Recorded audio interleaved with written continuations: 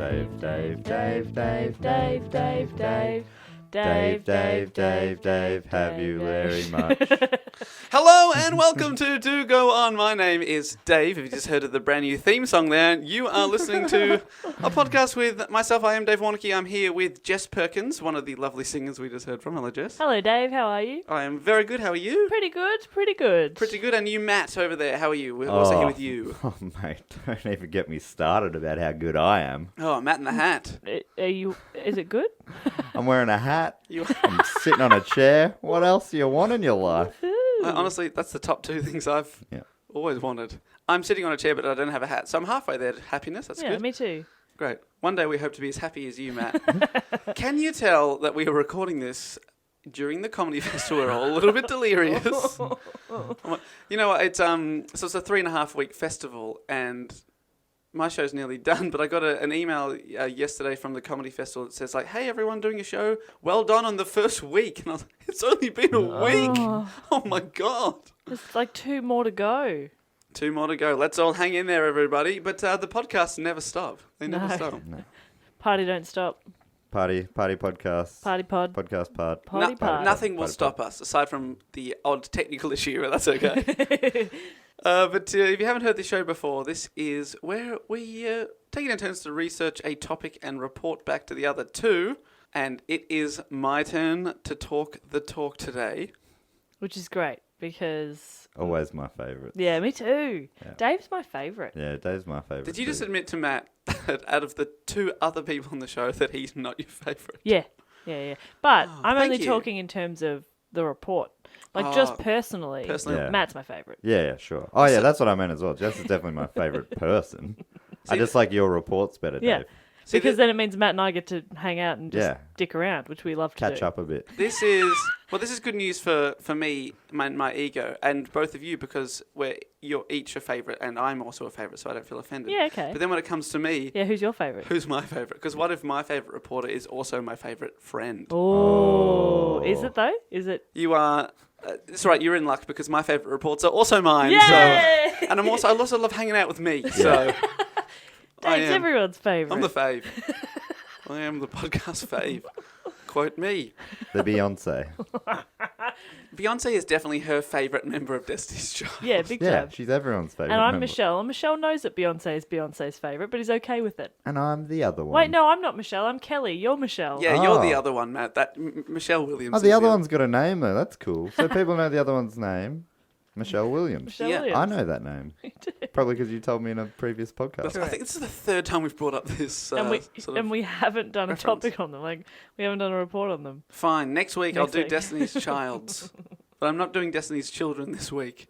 I am. I'm doing I've got a report here, and we often start with a question, and to get us in, we'll go ambiguous, and we'll see if we can get it, and then we'll go a little bit tighter we'll close in on the topic. But who would you say is the most famous literary character of all time? Literary character. So, like, this is obviously an opinion-based one. Jesus Christ. Because Bible's the biggest selling book of all time. Yeah. That's true. All right, so it's He's not a big part I would of say that. that it's no one biblical. Okay. Literary character. Harry Potter. No. James Bond. Older than James Bond. Spot the dog. Who is younger than James Bond? Younger? Oh, you mean in age? You mean in age. I see. Yes. No, in terms of creation. What Spot the Dog was written after the James Bond series? I believe so. Eric Hill is Literary the character. Spot the Dog creator. I assume they were from the 1600s. Now, I assume when you say most famous... Spot the Dog's 500 years old. I thought so, yeah. I thought it was like Canterbury Tales sort of time frame. All right, what's another... Well, when you say literary character, for some reason, I'm assuming like... Sherlock Holmes. It is Sherlock Holmes. Well done. Sherlock Holmes! Oh, my goodness. And I just looked up Spot the Dog, first published in 1980. There you go. Because I was going to say I'm assuming a series. So you were correct there. Wow. You keep... Have you thought about this one? Yes. Too? Have you really? I feel like we're just the same person. You are is. the same person. That's so good. I love Sherlock Holmes. You love Sherlock Holmes? I'm a big fan. So, all right, I was just going to ask if you ever read or seen... I've any never adaptation. read. I've seen one of the ones with the guy who plays Iron Man, Charlie Robert Sheen Downey Jr. Jr. Robert Downey Jr. Jeez. Charlie Sheen Jr. Charlie Sheen Jr. Wow. Matt's been broken by his own slipper. Matt, your show hasn't even started at the comedy festivals. I don't know what your excuse is over there. Charlie Sheen Jr. Well, I mean, they're sort of similar. No, they're not. Okay. Well, they've both been bad boys in their time, but Charlie Sheen hasn't bounced back the way that Robert Downey has. It's true. Good point.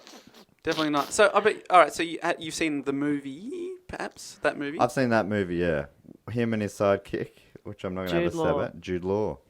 He's a very good Watson. I quite like Jude Law as Watson. But I've also watched Sherlock with Benedict Cumberbatch and Martin Freeman, which is fantastic. Yes. I've heard that's very good. Oh, it's brilliant. Brilliant series. And there's a Lucy Liu one as well. Yeah, it's called Elementary. What's that, Elementary? Yeah. It's not as good. I don't mind it, but it's not as good. I haven't seen the Lucy Liu one. But do you know much about... So have you read any of the short stories? Yeah, I did as a kid, which is strange. Did you ever have... what was it called? It was like this program that was outside of school. After school care? No, it wasn't. It was like a special day thing. Like you could get... Your teachers would select you to go off to this... Was it called Gateways? Thank you, Gateways. Oh, my God. We are the same person. Did you go to Gateways? I went to Gateways, but because I was very good at maths. I was going to say, you would have been the maths one. I was always the English one, because I'm shit at maths, but very good at English. I was as a kid, I should say. I don't want to blow your mind here, Matt, but Gateways is for gifted children. Yeah. Ah. So it's is that why I've never heard of it? Yes, Yeah. that is definitely why. That is why. So, yeah, I did one that was a Sherlock Holmes kind of themed one when I was about grade 5. Oh, what happened in the Gateways there? I just remember we looked at one of the Sherlock Holmes stories, The Hound of the Baskervilles, in particular. So I remember a bit about that one, and that was also adapted to the Sherlock series. Oh my God, I'm so excited. Okay, this is very great. excited. Well, do you know much about the creator of Sherlock Holmes? No, not a lot. Not a lot. Because I will say that Sherlock Holmes features heavily in this segment. I'm more focusing on... do you know the name of the writer? I'm going to know it as soon as you say it. Arthur Conan Doyle. Thank you. Shit, that's so embarrassing that I couldn't who led a very interesting life and often overshadowed by his biggest creation. So I'm going to focus on the life of Conan Doyle, and we're going to come back to Sherlock Holmes on this report that I'm calling Arthur Conan Doyle and Sherlock Holmes. You know what? Pretty good. It's a pretty good title. That's a pretty good title. I'm very excited about this. You know what's a great title? And that is Arthur Conan Doyle's full name, which is Arthur Ignatius Conan Doyle. Oh, shit. Yeah, you two with your shitty middle name, James. I know. Fuck off. Ignatius all the way. That is way better. Way better. Ignatius. Well, Conan is also just his middle name. He just added that professionally when he became an adult. So his name's just Arthur Doyle. He's actually Arthur Doyle. So throughout school, he was Arthur Doyle, and then he added the Conan. Which I like. I like the Conan Doyle. Yeah, it's catchier, isn't it? Arthur ACD. Doyle. Conan Doyle. I enjoy that. Have you guys seen this movie called Shanghai Nights? It's with Owen Wilson And Jackie Chan. and Jackie Chan. Have you seen that? Yeah, I have. I watched it on YouTube. That's how good a quality this movie is. Because it's actually got the origin story of what's this thing we're talking Sherlock about? Holmes. Sherlock Holmes. It's got it in there What's because this thing we're talking there's this guy character called Artie Doyle in it, and really? They did one of those. And he's like he's like a detective. He's like from Scotland Yard, and he has this interesting way of solving crimes. You know, by like he's able to figure it out off different clues and stuff. Really think his way through it, and he's figured out this new way of solving crimes. And then during the movie, Owen Wilson uses a fake name because he's pretending he's royalty or something, and he sees some words on a fire extinguisher or something that says Sherlock Holmes. So he uses that as his pretend name. And then at the end of the movie, Artie decides to quit the police force. He says, I think I'm going to start writing some books. I hope you don't mind if I use your name Sherlock Holmes. Nice. At the end of the movie. Does he turn to the camera? Basically winks at the camera. And then there's... How recently did you watch this film? Because your recall is fantastic. It is amazing. I watched it like 3 weeks ago. Well, they're trying to open it up for a third movie. Is that what they were doing? I don't... yeah, that's right. The next one is just about... the next one was Sherlock Holmes with Charlie Sheen Jr. Of course, the one that we all remember. But they also... that wasn't enough for them. They also had this little kid who was sort of like... He was a bit of a scamp, and he sort of stole from Owen Wilson early in the movie. And then later on, they were going to Hollywood, and they said to him, you could come along, but it's no place for a boy like you, Charlie Chaplin. And then he he stowed away on their horse and cart, and in the back, and then he peeked out so the audience could see, and he'd got a little bit of soot on his upper lip to look like a Charlie Chaplin mustache. And that man went on to be Adolf Hitler. Yeah, they didn't say that exactly, but I think You was get implied. it's implied. The subtext of such a deep yeah. film. So is that the kind of I mean, I don't want to steal your thunder. Is that going to be a lot of what you're Absolutely going to talk about? not. Arthur Conan Doyle was in no way a police officer. Really? No. Oh, that's weird. So they took a little bit of Creative poetic creative license. Oh dear. Well, you could call it creative, you could call it poetic, and I call it a fairly shitty movie. There you go. All right, so we've got Arthur Ignatius Conan Doyle. What a name. Was born on May the 22nd, 1859 in Edinburgh, Scotland. Scotland. So he is Scottish. There you go. Scotland Yard. No. Is that where he was born? Not in the yard. Or he could have been born. There's no details of his birth. So that hasn't specifically ruled out. So let's just assume that's... Anything I don't say, assume that's the truth. Okay. The Doyles, his family, were a prosperous Irish Catholic family. Charles Altamont Doyle, Arthur's father, was, according to Conan Doyle's official website, arthurconandoyle.com, was, quote, a chronic alcoholic, was a moderately successful artist who, apart from fathering a brilliant son, never accomplished anything of note. Oh, that's a bit brutal. Feel the 150-year-old burn, Charles. What a smackdown. Absolute smackdown. But that's kind of like everyone, right? Like no one really achieves anything of note. Do No, they? but I did read somewhere else on the web that he used to steal money from his kids to, like, pocket money to drink, and then if he couldn't afford alcohol, he would drink varnish and, another quote, stumble around on the floor. So he doesn't sound like a great Where guy. else do you stumble around on? I feel like though, if you're Yeah, gonna the floor was mentioned. if you're gonna be a very famous writer, you should have an alcoholic father. Yeah, okay. Like, remember we talked about Mary Poppins and her dad was a chronic alcoholic as well. Yeah, he loved varnish. Not He loved it. Mary Poppins Well, herself, but I know, but I forgot What's her her name. P.L. Travis. Thank oh, you. PL. Old pants lady. Yeah, Pants she Lady Travis. We didn't make that joke at the time, did I we? don't think so. That's very funny. That's very good. At the age of 22, Charles, the alcoholic guy, he had married Mary Foley, who was only 17, and that's Arthur's mother. She was a gifted storyteller and often read to him growing up, and he thought that was a big influence on him becoming a writer later on. However, it wasn't an easy childhood, as for them there was little money in their family, and even less harmony on account of his father's excessive and erratic behaviour, probably induced by the varnish. Excessive behaviour. Oh, yeah. You're I'm behaving- behaving excessively. Could you behave a little less, please? It's a little too much behaviour over there. Thank you. It's a 7-year-old telling their dad to calm down. All right, Dad. But after Arthur reached his 9th birthday, the wealthy members of his family, sort of his uncles, stepped in and offered to pay for his studies. Arthur didn't want to leave his family and was reportedly in tears all the way to England, where he spent 7 years in a Jesuit boarding school. Oh. So there you go. But he loathed the bigotry surrounding his studies and rebelled at corporal punishments, which at the time were particularly brutal, that were dished out to kids that were acting up, and he was not into it at all. During those Weird. That is That's weird. so weird. So weird. He's an oddball. What a character. And it gets worse with this sentence. During those grueling years, Arthur only seemed to have 2 moments of happiness. One was when he wrote letters to his mother. It's a regular habit that lasted for the rest of her life. Mummy's boy. He wrote over 1,500 letters to his mother, Jesus. which is quite a lot. Imagine, though, if he lived in this day and age where you can text and call. Oh. He'd be one of those guys constantly on the phone to his So mummy. needy. Oh, Excuse no, me. thank Excuse you. me, I've got to take this call. Hello, Mum. Yeah. Yes, I'm doing well. He also practiced sports. He was very good at sports, mainly cricket, at which he was also very talented. He discovered that he was also a gifted storyteller and would tell stories to entertain younger students. He'd have big crowds gather around him and he would sort of make stories up on the spot. Huh, what's that like? Telling stories to crowds of people. Well, I don't know. Matt and I wouldn't know, but you would. There you go. To crowds. Yeah, bloody, what did you have? 300 last night? All right, Jess. No Right, big Jess. deal. All right, Jess. All right. He graduated in 1876 at the age of 17 and decided to add Conan to his full name, so that's when he started being Arthur Conan Doyle. But his first task as an adult was to sign his alcoholic father's commitment papers to the asylum because he'd drunk himself into such Oh. disarray and illness that he had to spend the rest of his life in an asylum. First thing I did as an adult is register to vote and get my driver's license. Oh, there you go. I'm yet to sign over my father to an asylum, but, there's hope. What's his varnish drinking habit like? Not as bad as it's... Not as bad. Not yet. Not as bad as you would assume. Yeah. But that's what you would say. Because you are a very good writer.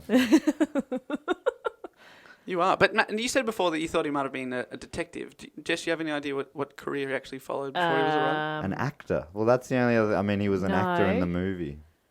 No, I don't know. Well, Arthur decided to pursue... Jim's mowing. Yeah, let us have a guess. Can we have a clue and then we'll guess? I like guessing games. Well, I don't want to... I'm trying to think of Okay, a you clue. can't give not, a clue. Okay. That's not too... Give a I wanted to say Did he he was some work sort at of a- spy, but I'm thinking of No, Ian was it Fleming. Factory worker. very respected job. Okay. Banker. Not a Bank. banker. No, that's Respected. that's PL's. Law? No. No, not lawyer. Oh, you said respected. Got him. Cop that. Certainly wasn't an accountant then.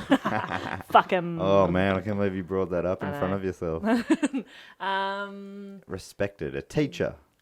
No. Doctor. Doctor. He was pursued a Really? medical career. Ooh. Right. This decision was influenced by Dr. Brian Charles Waller, a young lodger his mother had taken in to make ends meet. That kind of makes sense because a lot of Sherlock Holmes's like the clues that he picks up on are kind of Right. scientific and Chemistry. And, based. Chemistry, isn't the yeah. other guy a doctor? yeah. Watson's a doctor. Is he a medical doctor? Yes. Or has he got like a doctorate in podcasts like you were going to get? he is a medical doctor. He's a real doctor, unlike I was going to be. So Dr. Waller had the guy that lived with his mother for a bit, had trained at the University of Edinburgh, and this is where Arthur was sent to carry out his medical studies. So he's moved back to Scotland, now he's studying.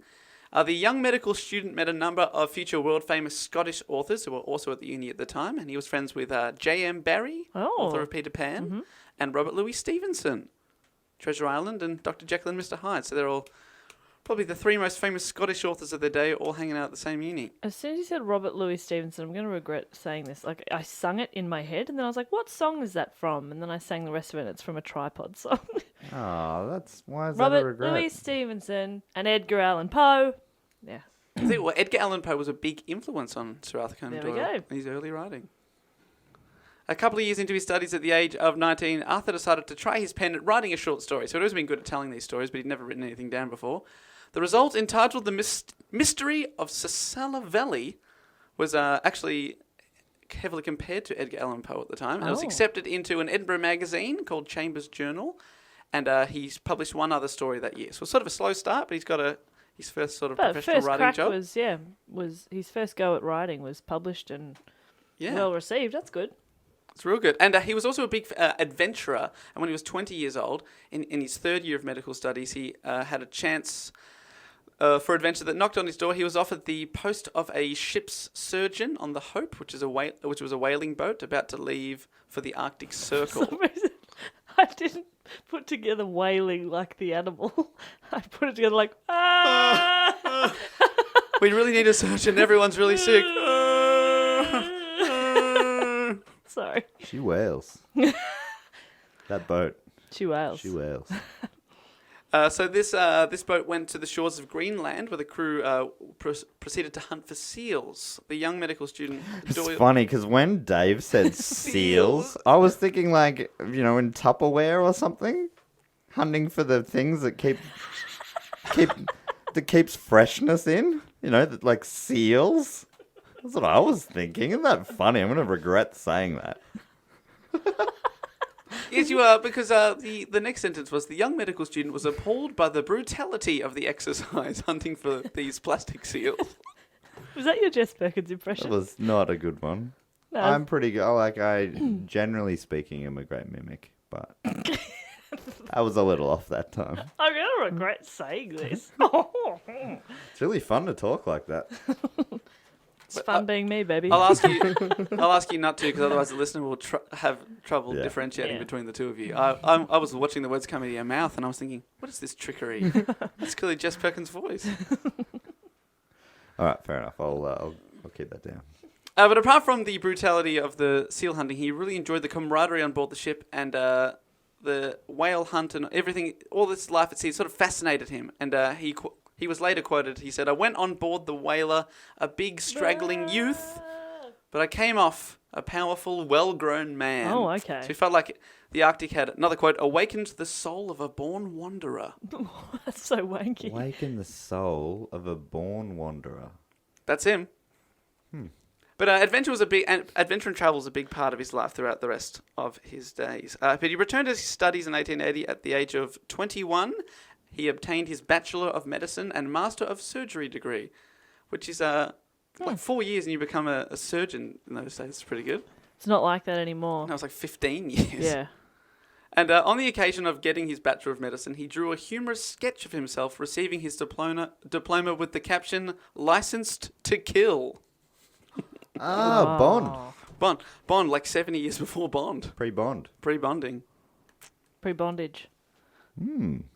That's when you get the moisturizer out. Is that pre-bondage? Make sure your skin is all supple before you get the bondage happening. Hey guys, time for some bondage. Well, let's get the pre-bondage happening. Pass me the Let's get the moisturizer out. the Salvoline. Is that a thing? Salvoline. That doesn't sound like a real thing. Salvoline sounds like something that Doyle's dad would drink. Yeah. It sounds petrol-based. Yeah, well, that's Solvoline. Solvoline. Solvoline, you know what I mean? No, that's Valvoline. That's what I'm thinking of. Valvoline. You thinking of Sorboline? Sorboline. Mixed with Vaseline. Vaseline. Yeah. That's what you use before eye bondage. Vas. I don't know what you guys... Pass me the Vaso. Pass me the Vaso and the Sorbo. That's what I say. About to get some Bondo on. Someone said to me, "Pass me the sorbet." I'd imagine that talking about sorbet. Sorbet. No, that's totally different. Pass me the Sorbo, bae. That's what I say before I bondage. Which one's bondage? Is that It's the one where you get tied up. tied up? Oh yeah. What was the option? What was the other thing going through your mind? I thought it was maybe the thing where you get whipped. What's that one? Was that S&M? S&M. Symphony in Metallica. No. Correct. All right. Continuing his adventuring, Arthur Conan Doyle's first employment once graduating uni was as a medical officer on a steamboat called the Mayumba. Boop, boop. That's a steamboat impression. That was really good. Thank you. It's a battered old vessel navigating between Liverpool and the west coast of Africa, so he's adventuring again, but he did not like Africa as much as the Arctic, and when he returned, he decided, that's enough for me. He started his own practice in Portsmouth. He rented a house, but he was only able to afford to furnish the 2 rooms his patients would see. So they'd come in and it would look really nice. But then behind that, it was a completely empty house. Oh. But he was compassionate and hardworking in his early days, so that by the end of his 3rd year, his practice started to gain him a comfortable income. Oh, good. So he was making good money as a doctor. And during the next years, the young man divided his time between trying to be a good doctor and struggling to become a recognised author. So he had a taste of being published, and he really wants to pursue that as well. In August of 1885, he married a young woman called Louisa Hawkins. Louisa, or Tui, as she was nicknamed. Tui. Tui. Don't hate it. Don't hate it? Don't hate it. You know I love nicknames. Yeah. Where do you reckon that comes from, Jess? Louisa. Okay, so it's probably not from her name. It's probably like some drunken party story. She drinks Tui's red. That's what it is.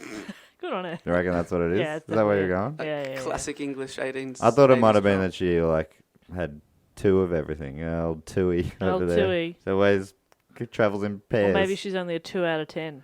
Or 2 out of That's 5. probably it. Oh, that's better. That's twice as good. Slightly better. That's a 4 out of 10. Yeah. What if she's a 40%. 2 out of 2? Oh, that's now you're getting a really good territory. Which is a 10 out of 10. You are Which good at maths. No is wonder you got into 100th. pathways. 100 out of 100 gateways. Gateways, sorry. The gateway to Pathways success. is like a Christian thing, I think. Yeah. I wouldn't be surprised if that was secretly a Christian thing that we were doing probably. Did you go to a Catholic school? as well. No, did you? Yeah, I did. I was thinking maybe it was some sort of Catholic They thing. sneak you in that way. Anyway, he married with Louisa. the fun of maths. They get you in the back door. To tempt you with the devil's numbers. Oh, imagine maths. It served me well. Tui was the sister of one of his patients that he had failed to save. Oh, Jesus. So he married her. Oh, far out. Yeah, it's bad. I know. That's taking your guilt to another level. And he did feel guilty that he was not able to save her brother. Brutal. Yeah. Surprisingly, instead of going on a honeymoon with his young wife, he went on a tour of Ireland with the Stonyhurst Wanderers, the school's old boys cricket team. So there you go. Sure. So, hey, look, I'll marry you and look after you, but I'm not going on a honeymoon. I'm going on a boys' trip Yeah. to Ireland. 4 years later, Arthur and Tui had their first child, Mary, and in 1892, their second child, Arthur. Wasn't his mother's name Mary? I think you're thinking of Jesus. Yeah. It's like I'm It always was thinking- Mary, named I'm always after thinking about named, Jesus. named after his mother. That's right. That's nice. And then they had another child called Arthur, who was nicknamed Kingsley. Oh, what? because it's like Arthur Jr. Yeah, so they gave him a a little different nickname, name. Kingsley. That's a bit cute. Better name for a dog than a child, but Why not just name him Kingsley? yeah, that's a good point. Dave? Look, I'm not the man, the myth, the legend that is Arthur Conan Doyle. Good point. That is a very good That's a point. very I good hadn't point. considered I'm that. sorry, Dave. Thank you. Thank you so much. In March 1886, at the age of 27, Conan Doyle started writing the novel which catapulted him to fame. At first, it was named A Tangled Skein, Skein, and the two main characters were going to be called Sheridan Hope, Yuck. Sherlock Holmes, and Ormond Sacker Horrible. for Dr. John Watson. That does sound like that's random. That's a random letter Yeah, that's jumble. Tui, think of a word. Sacker. Perfect. It's in. It's in. I love you. But Tui, it took a couple of years, but I love you. Look, Zimmer. You're so good to me. God, I love you. Tui, I'm sorry I killed your brother. I'm sorry I went on that cricket team. Wait, I said too much. I'm sorry I didn't save you, brother. Anyway, a cup of tea? All right, I'll get it. You sit down. You look comfy. Anyway, love you. It took 2 years, but 2 years later, this novel was published in Beaton's Christmas Annual, which is a sort of a magazine type thing. That's where a bunch of stuff was published in those days in serialized form, under the title A Study in Scarlet, which introduces us to the immortal, now named Sherlock Holmes and Dr. Watson. So that was the first time he went with those names the first time. He's an immortal, is he? Like a vampire? I wouldn't be surprised if there is fan fiction where he is a vampire. Did you know that? Who? Sherlock or Yeah, Sherlock Holmes. is immortal? Dave just said the immortal Sherlock Holmes. But we're still talking about 130 years later. Doyle was paid £25, or about $5,000 US in 2015 money, for all the rights to the story. But Conan Doyle wasn't even that impressed with his own work. He much preferred his next novel, Micah Clarke, which, have you heard of that? No. Which, though well received, is now almost forgotten. There Yeah. you go. This marked the start of a serious dichotomy in the author's life. There was Sherlock Holmes, who very quickly became world famous in stories this author considered at best commercial. And there are a number of serious historical novels, poems and plays, and even sort of non-fiction stuff, for which he expected to be recognised as a serious author, but no one ever cared about as much as Sherlock Holmes. So Holmes, the first Holmes story, we'll say, was well received, but it didn't make him that famous straight off the bat. That was nearly it for the character. He wasn't going to write another story, but in August of 1889, a guy called Joseph Marshall Stoddart, who's a managing editor of a successful magazine in Philadelphia, he came to London to organise a British edition of his magazine. He wanted some local writers to write for the magazine. He invited Conan Doyle for dinner in London at the elegant Langham Hotel, which was later mentioned in a lot of Sherlock Holmes novels. The other writer he invited to the dinner party was the already famous Oscar Wilde. Ooh, I've heard of him. Heard of Oscar Wilde? Physically, the men could not have been more opposite. Oscar Wilde appeared to be a quote, languorous dandy. So he was a big guy, whereas Conan Doyle, another quote, this is from his website, which I'd be pissed if this said this 130 years after this had happened to me. In spite of his best suit, looked somewhat like a walrus in Sunday clothes. Sweet Jesus. You didn't have to mention his know. looks. He's got like, if you see photos of him, he's got a big walrus-style mustache. Oh, that's all right then. So despite being very opposite men, though, Arthur and Oscar Wilde got on very famously. And as a result of this dinner, Stoddart, the magazine guy, commissioned Doyle to write another Sherlock Holmes story, and he got Wilde to write his only novel, The Picture of Dorian Gray, which is very famous work. So this dinner was very significant to 19th century literature. The next book that Holmes was featured in was called The Sign of Four, and elevated the popularity of the character. So now it's becoming world famous. In spite of his literary success, his medical practice, which was flourishing and doing quite well, and a harmonious family life with his kids, Doyle was very restless. So he decided, because he always wants a bit of adventure, he decided to move to Vienna, where he wanted to become an ophthalmologist. Oh, yeah. we've all been there. I mean, that Like, classic I mean, midlife crisis. Yeah, I had it early. I had it in my teens. I went ophthalmology mad. I just ophthalmologized everything. My whole bedroom was basically an ophthalmologist clinic. Do you know what an ophthalmologist does, Matt? No idea. You don't know, do you? No. It's an eye man. He Yeah, I was became an gonna say, eye man. like, I was an yeah. eye He was man. an eye man.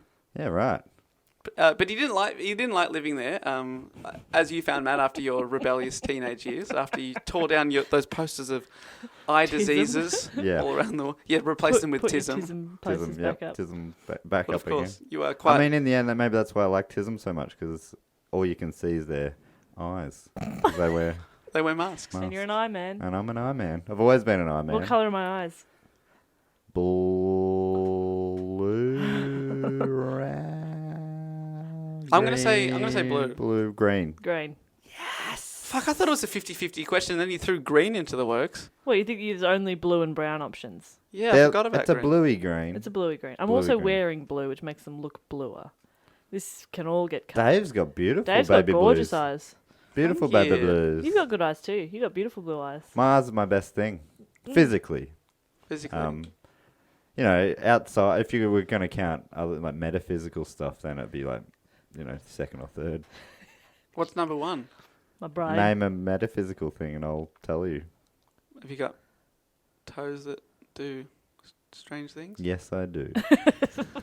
I had a sneaking suspicion. Doyle didn't like being an ophthalmologist. He didn't like living in Vienna overseas. He didn't like it there. So he returned to England to be an ophthalmologist on his own account, where according to his own biography, not a single patient ever came through his door. So Oh, he set up God. a practice to be an eye man. No one ever came in, which as an eye doctor, he was very unpopular. But that gave him a lot of time to write, because he could write all day long. And imagine setting up a business and no one ever comes in. Yeah, no one bothers you. That's great. That sounds so You probably good. get so much work done without any work to do. It'd be great. Bloody hell. The dream. That seems crazy. But no An one... eye doctor. And also, he's quite a famous author at this time, I will say. No one ever decides to World visit famous. or bother. Maybe it's too bother. intimidating. Yeah. That does sound very weird. I mean, maybe people are I'm a fan of your little books, mate, but I'm not going to trust you with my eyes. I need them to see. He began writing short stories about Holmes in this now abundant extra time that he has, and they were published in the Strand magazine, which was they were very, very popular, these short stories. This collaboration lasted for decades and was instrumental in making the author, the magazine and the artist world famous. After nearly dying from the flu in 1891, Doyle decided that he had been foolish to try and balance a medical and writing career and gave up medicine for good. He was like, Wow. I'm going to be a writer now, even though he'd already been a writer because no one came to his doctor's practice. So, Yeah. it's weird that he gave up medicine after he totally failed at it. It's not for me. I think the people decided that, mate, already. Yeah, when no one knocked on your door. I don't. It's like someone going, "You don't fire me." Yeah, I I quit. quit. Yeah, I think we fired you, buddy. Jog on. Jog on. Usually it would be the other way around, though, wouldn't it? You'd try your hand at being an author, and then you're like, well, I've got to get a day job. But he Yeah. quit the day job to do the very creative. That would very rarely happen. That you get rejected for something you've trained at university for 4 He's years. telling but his then, parents. And like I a just- well sought after career. I just too. want to be Like, a we need doctor. doctors. No one wants me. Fine, I'll have to be a world famous, really rich author. His parents look, we support you in your little Dr. Foley idea, but we want you to have a sensible backup plan, being a world famous. Come on, just create fiction some sort writer. of literary detective. Yeah. That's all I ask. Just have a Come on, have a backup. That have for a us. safety. We just want a safety For us. net, Hey, mate. you probably won't need it. You'll probably be really successful, but only 1 in 1,000 doctors become wealthy from their profession. Mm-hmm. Look at the stats. Writers, that's a surefire thing. Everyone needs a writer. Yeah. Everyone. See what I get what you were doing there because it's It's the opposite of that. yeah. The doctors are well sought after because everybody at some point in their life needs a doctor, whereas writers I didn't get what we there's were lots doing. of those and not all of them are good. Well, that's it. Yeah, I didn't really get. Yeah. I knew it felt funny, but I wasn't sure why. So I appreciate you Yeah, that's quite funny. filling me in. Thank you. Thanks, Jess. I That's appreciate good. it too. Good comedy. All right, let's talk about Sherlock Holmes. So he's created him, he's had him in 2 novels and started doing it in short stories. Sherlock Holmes is known as a consulting detective, that's his title in these stories, and he was based upon Doyle's medical lecturer, so it was good that he went to university, otherwise he wouldn't have thought of it, a guy called Dr. Joseph Bell.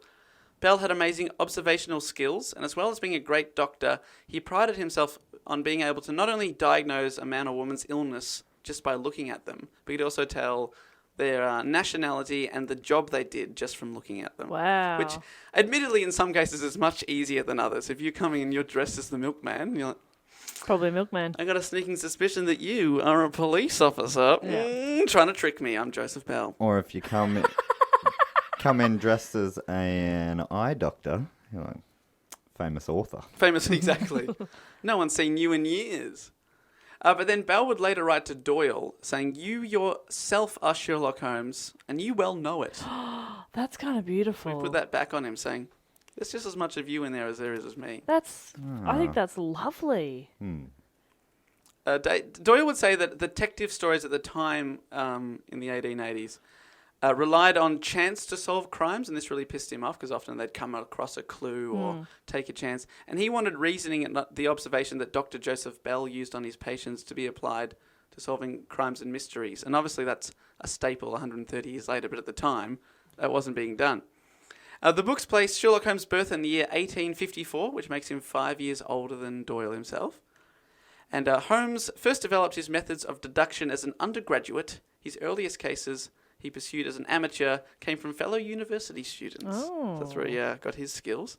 A meeting with a classmate's father led him to adopt detection as a profession, and he spent 6 years after university as a consultant before financial difficulties led him to accept a little old man called Dr. John H. Watson as a fellow lodger in his famous address. Hamish. I was going to ask if you knew. Is that right? I think it's actually Horatio. It's Hamish. Okay. Horatio is a fantastic name. But it's Hamish. Hammer. And do you know Hammertime. their famous address where they shared a flat? 221B Baker Street. That is correct. 133 Porter Road, East Bentley. Is that your childhood home? No, it's a fictional address. Oh, It's thank actually goodness. in Bentley. No, it's not in Bentley. It's 221B Baker Baker Street, Street. London. That's right. B. Baker Street, like Humphrey B. Bear. No, Baker. 221B. B. Baker Street. What's the B stand for? B. Like flat B. Barry Baker? Yes. Barry Baker Street, London. That's right. Okay. Okay. This is when the first published story, A Study in Scarlet, begins. So I don't know if you've seen the first episode of Sherlock, the BBC TV series, which I think you have. Yeah, I have. It also no, starts. I haven't. It also starts with them moving in together, as the And novel does. Bloody great. Should I watch Actually, it? Maybe I want to watch the it. writers of the BBC series Sherlock, one of whom plays Mycroft, the writers of that series are very big Sherlock Holmes fans, obviously, because they wrote a series about it. But I mean, like, they wanted to really do it justice. So the series is actually very close to the books, or is it's a really good adaptation. It's just a great series. You're a big fan of that really like that little known series that you're really championing there. It's really good. In the books, Holmes works as a detective for 23 years, with physician John Watson assisting him for 17 of those years. And all but 4 of Doyle's 60-odd stories are narrated and told from the perspective of Dr. John Watson. So Watson's pretty much Holmes's biographer in the books. And Right. in the series, John Watson has a blog about their... So it's set in the modern time. Yeah, it's set in the modern time. And he has a Um, blog about it, so it's sort of from his perspective as well. It's very clever. but you said not all of them. Who did the other ones? Who narrated the others? There's a couple told from Holmes's perspective. Oh. Just to mix things up a little bit. Ooh. What was it totally different? The writing style and stuff in those ones. Well, the perspective's completely different. He's a crazy, right? He's a drunk. What's a first person more than a third He's person? not a drunk. Well, I will. Let's get into this. Watson describes Holmes as a bohemian in his habits and lifestyle. Huh. Of course, Holmes is famous for smoking a pipe, but he occasionally uses addictive drugs, especially in the absence of stimulating cases, because he always wants to keep his mind going. He uses cocaine and morphine. He injects them both, which were both legal in London at the time. I haven't seen all of the BBC show. Does What he a use time. any syringes? No, I don't think he does in the BBC one. In the American one, Elementary, he is a recovering addict, And that's how Watson, Joan Watson, Lucy Liu, comes into his life because she's his like sponsor. So she's like there to make sure that he doesn't, go back to the drugs, but then sort of helps him in his crime solving. I already dislike that plot. That Yeah, sounds it's not that great. like they've just tried to... Because But they've got in a the- woman in there. In the Is that BBC one, why? I don't think I there's... just don't like the carer thing. Yeah. But in the BBC one, I think they allude to the fact that he may have, been susceptible to that sort of thing in the past. But no, I don't think he uses it at all. Right, well, he does a little bit in the books, and so he's obviously struggling financially. That's why he gets Watson in the first place. But by the end of his career, he's worked for a lot of powerful people, including the monarchs of Europe, and so he's quite wealthy when he retires because he's been paid a lot of money. Holmes has many skills and uses amazing disguises to conceal his identity. He's a great actor as well. And Watson first described Holmes' skill in the first novel, A Study in Scarlet, and he actually has a list of these things. He has his knowledge of literature is nil, knowledge of philosophy, nil, knowledge of astronomy, nil, knowledge of politics, feeble, knowledge of botany, variable, but good when it comes to opium, knowledge of geology, practical but limited, tells at a glance different soils from each other. Getting better. Knowledge of chemistry, profound. There we go. So he's very good at Bam. chemistry. Knowledge of anatomy, accurate but unsystematic. But I guess that... That's coming from a doctor. Doctor. Dramatic. No, all right. Are you just saying words that rhyme with words? Huh? I'm feeling a bit weird. Knowledge of sensational literature, immense. He appears to know every detail of every horror perpetuated in the century. Yeah, that Who's- sounds all right. Into some pretty graphic stuff. Plays the violin well. He does, yep. Is an expert boxer and swordsman. Very Very- much depicted in the Robert Downey Jr. very good films. fighter. Also fights with a walking stick a few times in the books. He has a good practical knowledge of British law. There you go, number 11, just to make sure that he is... I mean, why did he go through those things at the start that he had no knowledge of? I mean, Just to give you an idea for this character. Like, he is not interested in anything that isn't relevant to... right. Yeah, so he's, But it's like he could have he's one of said those a million people. things. It's one of those people that's like a genius when it comes to some things. AFL football, nil. Like, why didn't he mention, like you mentioned botany, why didn't he mention, This is the 1800s, mate. biology? Biology wasn't around in the 1800s. Well, Don't great. get sassy with me. I'll sass if I want to sass. Matt, I'm from Sassafras. when it comes to Matt, number 1, sass, immense. I was wondering, does he have because he's sort of like a weird old school superhero, right? Sort of. Yeah, I guess so, yeah. Does he have like an arch nemesis? Oh, definitely. And I'm about Is to his talk arch about him. nemesis like it's something like Rick Moranis, right? His name is Professor Moriarty. Moriarty. Yes, I knew it. So back in the real world, Arthur Conan Doyle he's bored of Sherlock Holmes, and a few times he toys with the idea of killing off the character, but his mother sends letters saying, "Don't do that. All of England will crack it hard." And he says, "All right, I won't Okay, kill it off." mummy. Yeah, mummy. But in 1893, he's very impulsive. Arthur Conan Doyle. He decides to kill off Sherlock Holmes just 2 years after becoming a professional writer. So not very long. And now it's a world famous character. In the short story The Final Problem, published in December 1893, Sherlock Holmes and his nemesis, Professor Moriarty, plunged to their deaths at the Reichenbach Falls in Switzerland, which is a real place that Doyle had visited. And as a result, there was a big outcry. 20,000 readers cancelled their subscriptions to the Strand magazine. Oh, So shit. big financial repercussions for the magazine especially. That is amazing. But Doyle was happy, now freed from his medical career and from fictional character that oppressed him and overshadowed what he considered to be his finer work. He immersed himself in even more intensive activity. So he started writing heaps and heaps and heaps, and this frenzied life may have explained why the former physician didn't notice the serious deterioration of his wife's health. Oh. Not very good. By the time he finally became aware of how sick she was, Tui was diagnosed with tuberculosis. No, Tui. She was only given a few months to live, but Doyle sprang into action, and due to his care, she was able to live for many more years. So he moved around to different climates, which sounds really good.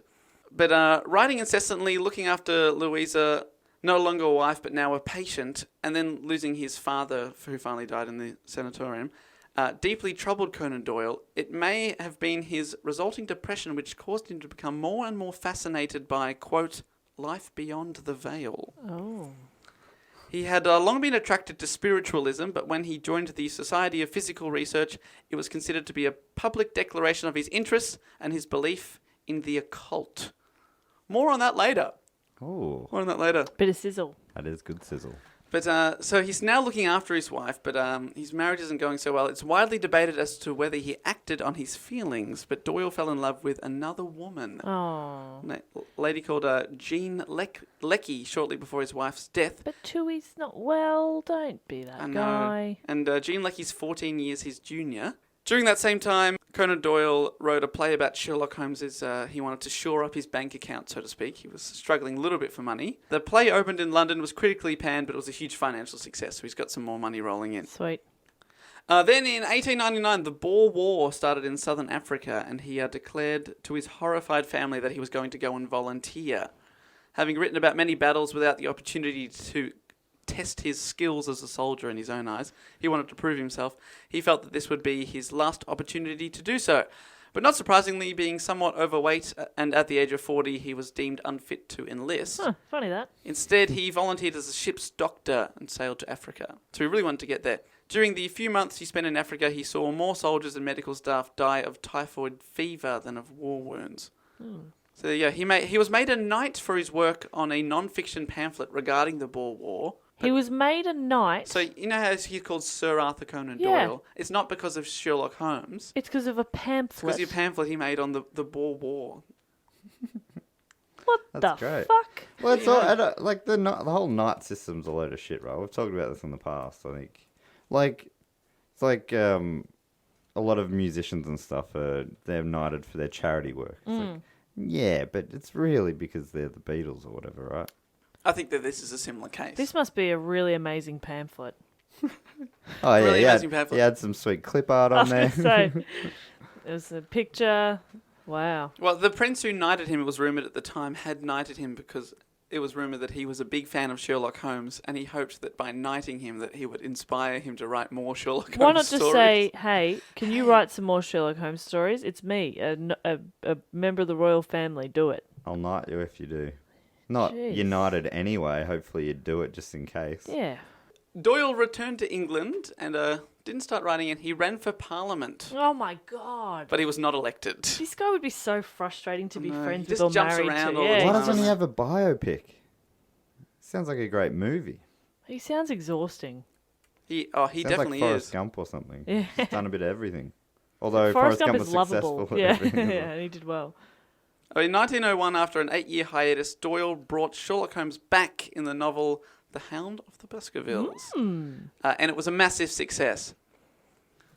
But in his personal life, writing, looking after Louisa, seeing Jean Leckie, the other lady, as discreetly as possible, playing golf, driving fast cars, floating in the sky in hot air balloons, flying in early archaic and rather frightening aeroplanes, spending time on muscle development, as bodybuilding used to be called at the time. Muscle development.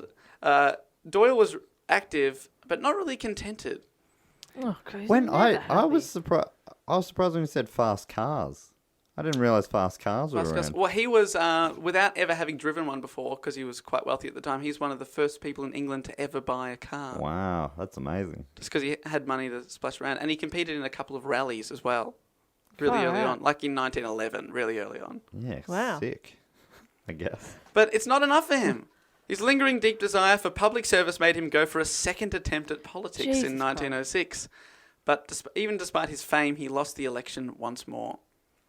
Jeez, they don't like anything about him apart from one of I his know. characters. It's like, come on, mate, just keep doing Sherlock. It's all we want. The character he doesn't like. That's the only thing anyone likes about him. That'd That be would so frustrating. It really would be hard. Especially, yeah. And also, that's the thing that's paying for all your other stuff as well. You're Yeah, like, so you got to keep doing keep it. doing it to pay for your adventures. After Louisa died in his arms on the 4th of July 1906, Doyle slipped in a debilitating state of depression lasting many months. But finally, after 9 years of a secret courtship, Doyle married Jean Leckie, very publicly in front of 250 guests, a year later in 1907. They Ugh. had 3 children, adding to his 2 from his first marriage. So 5 children all up for him. Then the First World War broke out in 1914, and being the adventurer, he offered to enlist, but being 55 years old at this time, he was Guy. too old. That was my fucking head. So, mate, Also, he got you were married, too old at 40. No, now it's 15 years, and he's like, I'll do it. He got married in like his mid to late 40s, remarried, and then had 3 more kids. Yeah. What a life. I know, he's always going. He was told that he was too old, but when the Navy lost more than 1,000 lives in a single day, his brilliant mind never at rest, Doyle made suggestions to the War Office to provide inflatable rubber belts and inflatable lifeboats, which subsequently saved a lot of people in the war. What the fuck? He invented those? Well, Or- he suggested that they would really help out. Most government officials found him irritating at best. One of the exceptions was Winston Churchill, who wrote back to him and thanked him for his ideas. Far out. I find him irritating. You found him irritating? He's just annoying. He does feel like an annoying. Imagine if you he's just a mama's boy. Oh, he's a mama's boy. Imagine though, if you're sort of in a circle of friends that he's kind of a part of, and you're like having a nice party at somebody's house, and then he turns up, you're like, fucking. He's the one that Doyle's comes here. along as a package deal. Yeah, and you're like, oh. I hate those Oh, package deal I guys. just wanted Oscar Wilde to come, and he brought his mate. Ugh. Yeah, hey Arthur, good to see you, man. Oh, okay, you're It's like- talking. You're already talking. Kind of like this podcast and Yeah. me. Well, I'm a fan of the guy. I think he's just got a thirst for life, which he showed again when he was writing a book which was going to be called The British Campaign in France and Flanders about World War One. He was given permission to visit the British and French fronts in 1916, and the author was never able to forget the horrors of what he saw. So he went to war, but he just wasn't shooting. As I mentioned earlier, following the death of his wife in 1906, and then the death of his son Kingsley Oh. during the First World War, who'd been part of it and then developed an illness and died, Oh no. and the deaths of his brothers, his 2 brothers-in-laws, and his 2 nephews. Oh jeez. A lot of people, sadly in England, a lot of people, young men died in the First World War, obviously. He sank into a deep depression. He found solace supporting spiritualism and its attempts to find proof of existence beyond the grave, and he became obsessed with it. Okay. So I said more on the occult, and here it is. Whilst researching the topic of fairies, he came across some pictures belonging to a family in Cottingley, which is in rural Yorkshire, which are known to history as the Cottingley fairies. These images seem to show several small fairies dancing in the presence of 2 teenage girls. Conan Doyle championed the photos as evidence that fairies existed and eventually included them in a 1922 book, The Coming of Fairies. Oh. Uh, Is it porn?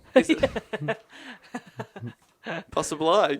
Decades later, the 2 girls in the photos admitted that they were obviously fake, but Doyle at the time was obsessed with it. He spent close to $1 million, Sorry? $1 million promoting the book The Coming of Fairies to try and prove that fairies existed. Oh my god. It sounds so. The girls in the photos were like, Nah. they're like, oh man, like we thought it was a bit of fun. I feel so bad. Oh no! We really didn't think anyone was actually gonna. Oh Take my this god! seriously. No, Oh. it's clearly. And now that guy that invented Sherlock Holmes spent $1 million. I can't say that it's fake. Oh, He's ugh. exhausting.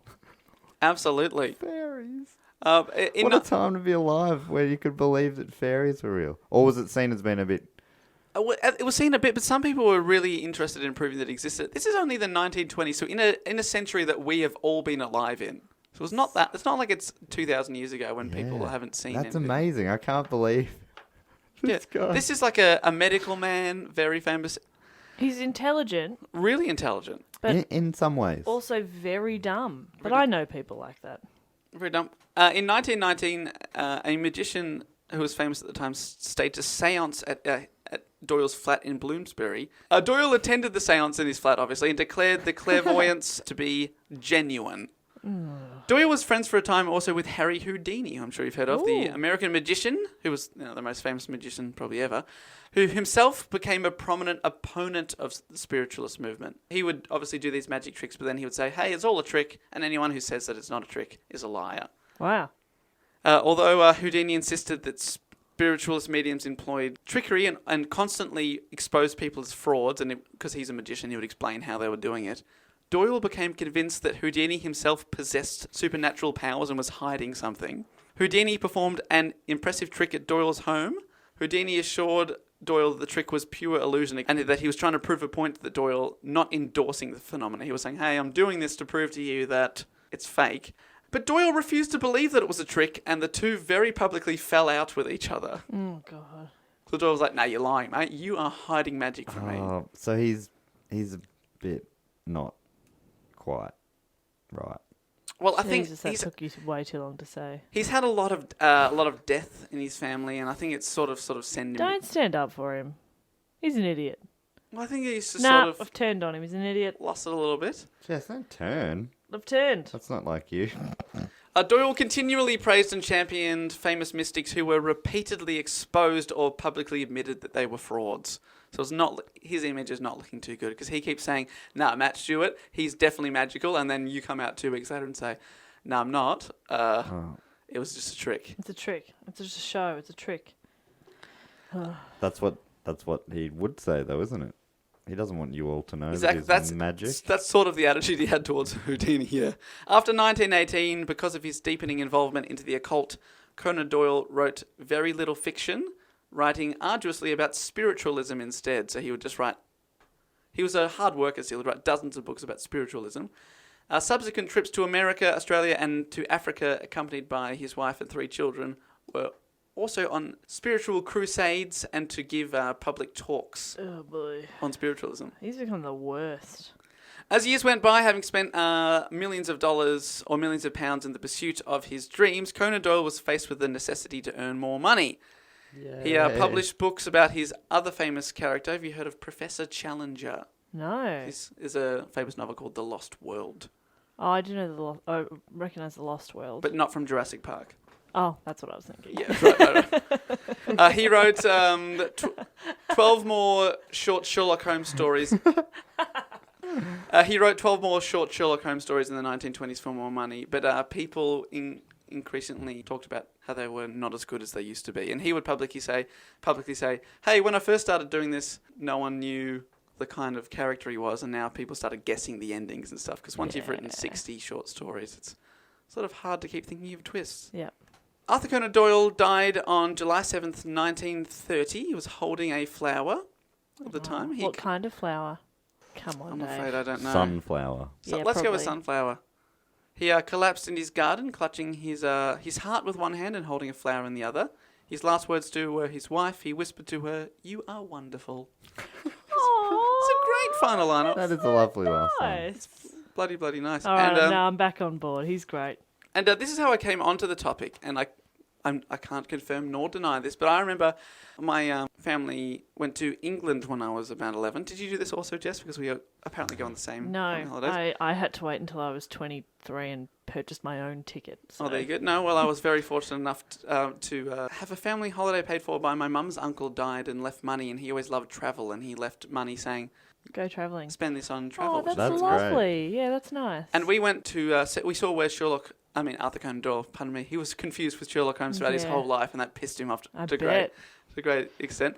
And we saw the grave where Conan Doyle was buried, and which is very exciting for my mum, who's a big mystery fan, and her father, also a big mystery fan. But at the time, I remember there was a tour guide, and they told us that there's this big rumour that because of his spiritualism, he was actually buried vertically, standing up, rather than lying down. Oh, But I couldn't find anywhere. There was rumours online, but I couldn't find anywhere that confirmed nor denied that. that's so What- weird. Isn't What that does weird? that do for just... It's just better feng shui. I Okay. don't know. Maybe you'll come back to life or something. I don't know. Yeah, But no, I just that's always remember. interesting. I remember that, and I always thought that was quite strange, and that's sort of what got me onto the topic because I remember that he went a little bit crazy later in life. So I just wanted to research that. And we come to the end of the show with some fun facts. Oh, you don't always do fun facts. I know, This but is a real there's a treat. few here. First of all, we'll do some Doyle fun facts and then some Sherlock Holmes fun facts. Great. The ones about Arthur Conan Doyle was that he was very into sport as well as his adventuring. So we have some sporting fun facts about Arthur Conan Doyle. Ooh. Because he was a sporting pioneer. He was first as a motorist. I reported before that he bought a car before he could even drive. And that rally I talked about before, in 1911, he went on the Prince Henry Tour, an international road competition organised by then Prince Henry of Prussia to pit English cars against German ones. So there you go. He was did a lot of. He entered a rally before he could even drive. Conan Doyle was also on a famous cricket team with some other famous people. Peter Pan writer J.M. Barrie was on the cricket team. Winnie the Pooh creator A.A. Milne also on the team. So he also took a first-class wicket as a bowler, and the scalp of none other than, which is a very famous cricketer, W.G. Grace. Oh. Yes, I Do you know know who that is? W.G. Yeah, Grace. so he took him... Legendary cricketer. He bowled him out in a first-class Really? match. That's So ridiculous. he's really good. Under the pseudonym A.C. Smith, the writer played as a goalkeeper for an amateur football side, Portsmouth Association Football Club, a precursor to the modern Portsmouth FC. I've seen them play live. There you go. So he was on a very early version of their team. Really? God, he's a busy guy. Popularized skiing in Europe. Okay, see, this is what people got done pre the internet. You it know, so like they good? just did shit with their days. This He's done guy everything. sounds like the most ridiculous bullshit person ever. I don't believe in him. He moved. He's not real. He's more fictional than Sherlock Holmes. He moved to Switzerland in 1893 for Wait, the did you say invented skiing? No, he didn't. He popularized it amongst. Okay. He invented the moon. No, So, what I'm happened drawing a line there. He moved to Switzerland in 1893. The mountain air was good for his wife, to his health. Sure. He mastered the basics of skiing with the help of some locals who had taken up to practicing the sport after dark to avoid being teased by the townsfolk who made fun of them. Doyle was the first Englishman to document the thrill of skiing. He wrote, "You let yourself go, getting as near to flying as any earthbound man can. In that glorious air, it is a delightful experience." Doyle correctly predicted that in the future, hundreds of Englishmen would come to Switzerland for the skiing season, which they now do. Wow. There you go. So He he's a invented he skiing. practically invented skiing amongst English Bloody people. hell. All right, then we have Sherlock Holmes fun facts. Yes. Let's see how many of them I know. So there was 4 novels and 56. 56. Yes, I am Sean Connery. Arthur Conan Doyle. He wrote 4 novels and 56 short stories starring Sherlock Holmes. That's a lot. These are the more fun facts. Sherlock Holmes Museum is actually on Baker Street in London, and it is officially listed as 221B Baker Street. So if you write it a letter, it will go there. Oh, But it is in fact 239 Baker Street. disappointing. Because that's the building they could get, but then the mail people, because it's such a tourist attraction, changed the address. Oh, that's So if you cool. go there, it's 237, 221, 239. It's very, very confusing. But when Doyle chose the address, 221 didn't even exist at the time, so he created it as a fictional address. He just chose a number out of thin air. But Imagine if it was just 221 Baker Street. It really needs the B. the B sounds cool, doesn't it? 221B. Even though that obviously means it's like a sublet. Yeah. And Yeah. it is. They got Mrs. Hudson downstairs, and she's delightful. That is true. Sherlock Holmes is never described as wearing a deerstalker hat, even though you all know him as a deerstalker.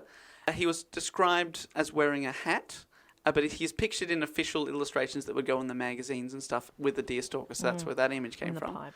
But speaking of the images, Sidney Paget drew most of the illustrations of Holmes that accompanied the short stories that Holmes appeared in. So it would go on the magazine, they'd have a picture of him. But Sidney got the job by chance. Doyle sent a letter to his brother Walter, who was also an artist, asking him to do the illustrations. Sidney opened the letter by mistake, but still took the commission. Nice. And to make things worse, he based his illustrations on his brother Walter. Oh, brutal. So he stole his job, then drew his brother. Not nice. Holmes often said in the books Elementary and My Dear Watson, but never Elementary, My Dear Watson together. Ah. There you go. Sherlock Holmes used fingerprints to identify an assailant before any real police force in the world did. Oh, that's cool. Apparently not. Look at Matt's face. You Not think that's impressed cool? at all. It's very cool. He practically invented fingerprints, man. No, that's very cool. All the kids are doing it now. Guinness World Records lists Sherlock Holmes as the most portrayed movie character in history. I thought for a second he said most betrayed. And I was like, well, okay. Oh. Portrayed. Portrait. Do enunciate. As of 2012, Sherlock Holmes has appeared in 254 films. Wow. I'm going to read a list to round things off of people that have played Sherlock Holmes, and it's quite the list. Obviously, we have Charlie Sheen Jr. Yes. Also known as Robert Downey Jr. We who have also Robert Downey played Jr. Charlie Chaplin. He did too. There you go. That is true. Benedict Cumberbatch, of course. Ian McKellen's had a go. Of course he has. He'd be great. Michael Caine has had a go. Oh, Can you no. imagine Don't know Michael how I feel about that. Hello. The Lamborghini then. Elementary, my dear Dear Watson. Watson. You're only meant to blow the bloody doors off. Michael Caine. He does quotes from his other movies.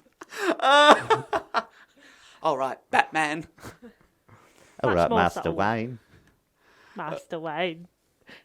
Also having a go, imagine these people. We've got Christopher Lee. Oh. Very good. Roger Moore. Oh, okay, yep. John Cleese. Oh, no. Really? Doctor Who's Tom Baker.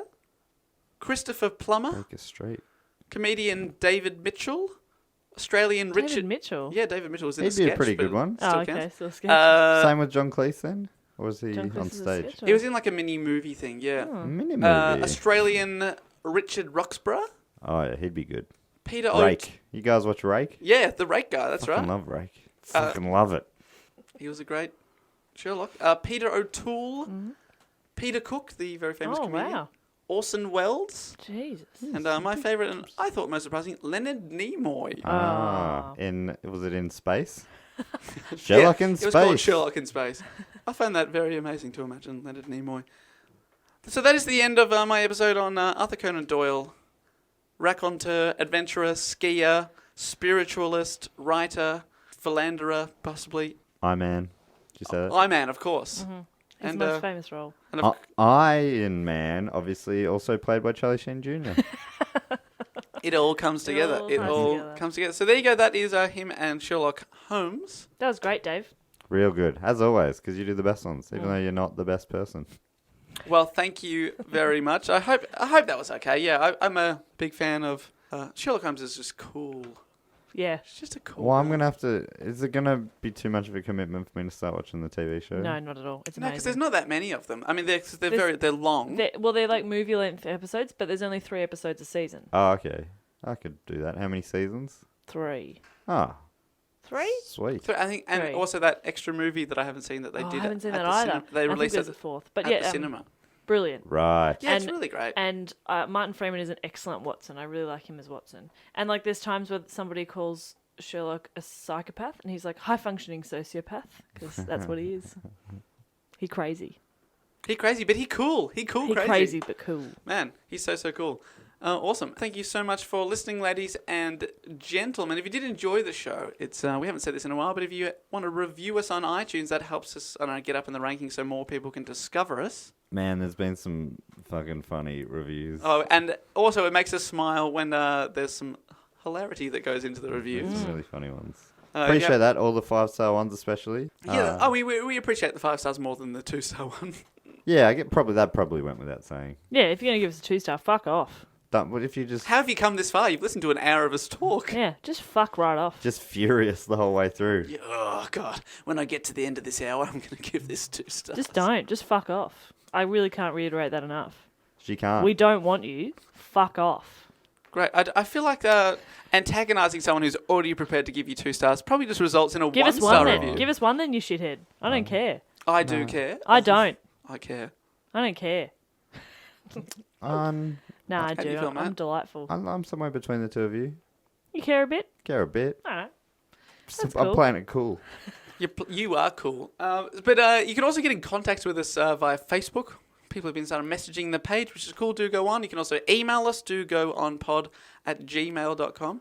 And you can get on Twitter and tweet about, or at the show at dogoonpod. You can make some suggestions for us what we're going to talk We about. genuinely enjoy hearing from you guys. Yeah, it's cool. It's real cool. We've been out and about during the comedy festival. I've met a couple of people just on the street flyering. That was very nice. Very nice. Now, I am done at the comedy festival.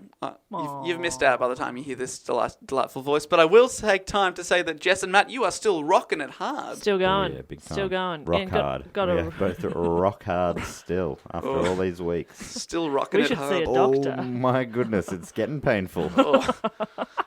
I really thought it would stop, but it hasn't. It hasn't. It's Also, no good. just tell us quickly about your show. I'm doing the Comedy Zone, which is a showcase show put on by the Comedy Festival where they pick 5 of the best up-and-comers from around the country. Seen that show, and it's a really good show, and you should go see that show as well. Thank Great you. show. Trades Hall only this weekend. If you hear this when this comes out, it's this weekend, and then the festival's over. So get out there and see some shows. Also, Matt, you've started your run by the time this comes out. Yes, and it's going really well, I assume. It's called Logistical Nightmare, and it's on at the Tuxedo Cat, 7:15, 6:15 Sunday. Bloody great show with one of my comedy idols, Andy Matthews, who's a bloody comedy writing genius. Genius. Absolutely. So get on down there, see some stuff. The Comedy Festival only comes once a year, obviously, but yeah. Don't miss out. We'll be back next week with an episode from you, Matthew. I hope you got your topic ready to go. Yeah, well, I mean, I got a week. I'll figure it out. You work it all out. Well, we'll see you then, and goodbye. I'm going into the hat. That's where I'm getting it. Oh, yeah. Are you going to go into the hat? I'm going into the hat. Laters. Laters, everyone. Bye. Bye.